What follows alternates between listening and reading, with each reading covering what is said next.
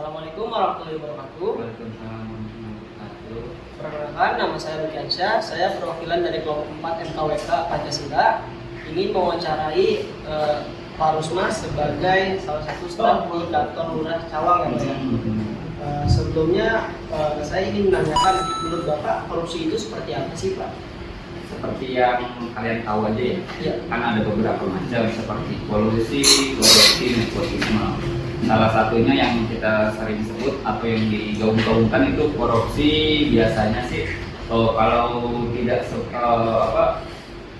memanipulasi anggaran atau memanipulasi jabatan. Biasanya seperti itu. Yang terjadi itu kalau di kalangan pemerintah itu seperti itu.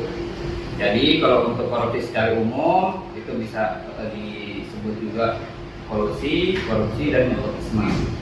Korupsi itu seperti yang kita tahu banyak intrik-intrik untuk mencapai sesuatu yang lebih cenderung ke arah negatif.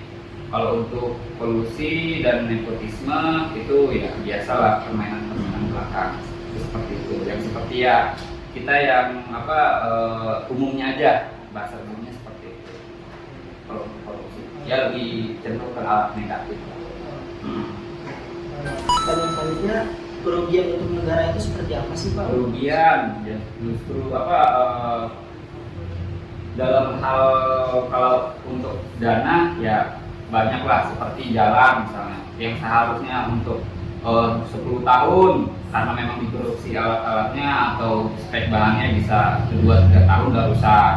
Terus kalau misalnya dari segi rakyat miskin yang seharusnya dapat perhatian lebih, misalnya dari segi pendidikan yang seharusnya bisa buat beli makan buat apa karena dikorupsi, tidak nyampe ke bawah, ya justru akan mempengaruhi perkembangan pola berpikirnya.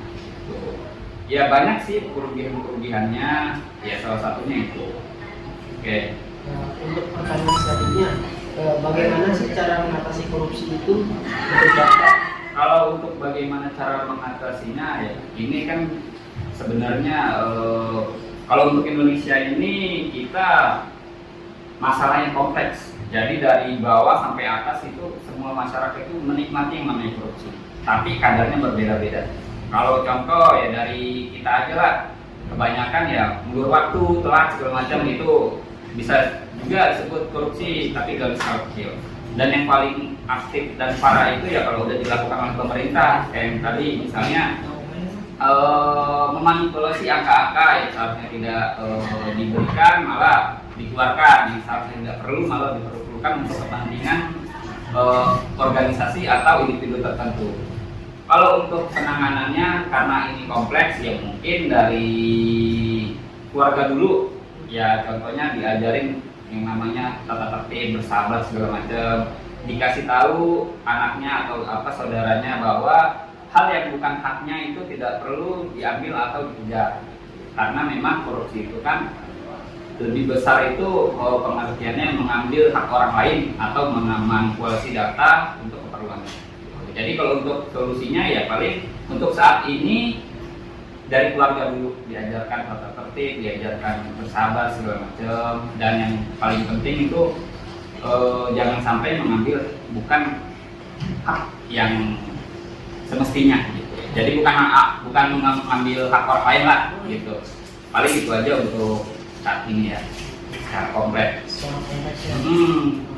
Kalau untuk peran masyarakat dalam pemberantasan korupsi itu ada nggak sih, Pak sebenarnya?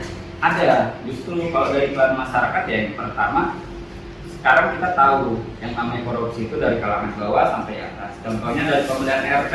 Iya. Nah, masyarakat itu harus tahu, oh mana nih RT yang bagus, mana yang enggak. Kalau misalnya ada RT yang bermain, kayak misalnya ngasih duit segala macam, lebih baik ditolak. Dicari RT yang benar-benar mau bekerja. Karena walau bagaimanapun kalau nanti diterima, dia akan mencari dana kembali. Jadi dari masyarakat peran aktifnya itu yang pertama yang harus diwaspadai ya mawas diri juga. Yang kedua ya harus cari-cari informasi tentang korupsi.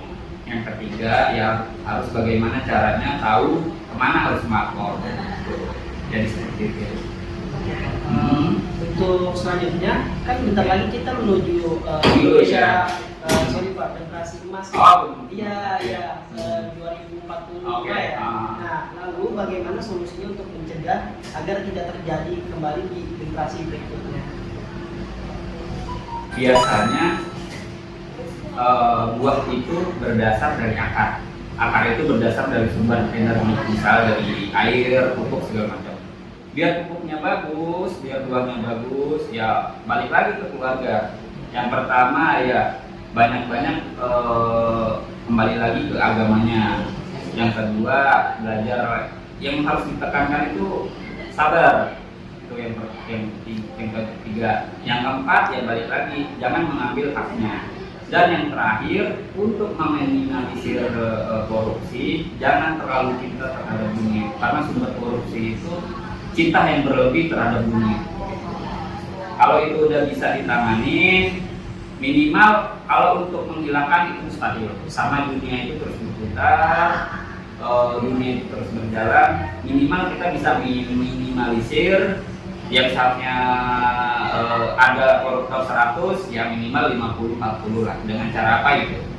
Balik lagi ke keluarga masing-masing. Jadi misalnya nanti emasnya kalau udah nikah segala macam bisa di treatment anaknya untuk tidak yang namanya menginginkan atau memiliki sesuatu hal yang bukan haknya. Gitu. Jadi mungkin dari bawah aja dulu. Biasanya dari itu, dari kecil bisa dari besar seperti itu. Apalagi sekarang kan banyak nih Instagram, Telegram, TikTok segala macam. Kita melihat nih bahasa kasarnya orang-orang pada hedon lah segala macam. Kita nggak tahu dia hasil dari mana, kita nggak tahu itu punya siapa. Yang kita lihat itu kebahagiaannya, dan kebanyakan ya kita mau instan. Ya contohnya orang baru kerja sebulan pengen punya apa iPhone, orang baru kerja setahun pengen beli rumah, mobil sebagainya. Iya kalau misalnya gajinya standar ya pasti dia cari yang namanya ya samping-sampingan. Ya oke, sampingannya kalau misalnya halal. Yang paling parah takutnya dia nyari celah-celah korupsi. Nah itu yang bisa terjadi. Gitu. Makanya kedepannya jangan terlalu banyak-banyak melihat berita-berita yang hedon lah. Biar apa? Biar memagari diri kita sendiri, biar untuk tidak terjerumus karyanya. Tidak baik seperti itu. Oke. Makasih ya Pak Rusma. Oke, siap. Waktunya.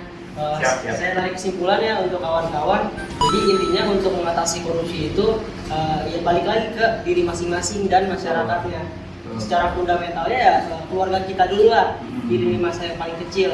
Lalu bagaimana cara atasinya ya kita treatment dulu, kita punya keluarga, kita punya lingkungan, baru nanti dikit demi dikit pasti bakal menjalar untuk yang lebih besar. Ya, lalu balik lagi, tidak terlepas dari hal korupsi pasti ada yang namanya keserakahan. Untuk mengatasi keserakahan, tadi kita tarik kesimpulan dari Pak Rusma ini yaitu untuk menjaga kesabaran kita dan menjaga spiritualitas kita secara agama. Oke, paling itu aja sih dari saya, dari Pak Rusma. Kurang lebihnya mohon maaf. Wabillahi taufiq wal hidayah. Assalamualaikum warahmatullahi wabarakatuh.